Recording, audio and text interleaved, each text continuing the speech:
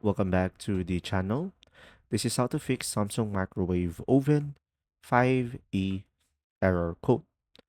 So guys, this error usually points to a stuck or shorted touchpad or control panel button. So just simply do a power reset by unplugging the microwave or switch it off at the breaker for 5 minutes and then just simply plug it back in and check if the error clears.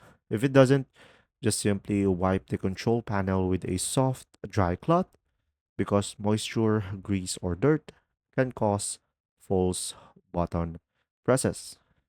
Now, you could also check for stuck buttons.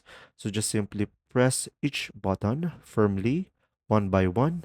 If any button feels stuck or unresponsive, that's likely the problem. So to fix that, you could just simply disconnect the power, remove the top or control cover, and check the ribbon cable from the keypad to the control board and reconnect and disconnect it and clean it if needed. There you go. I hope this video helped you understand more. Thanks for watching.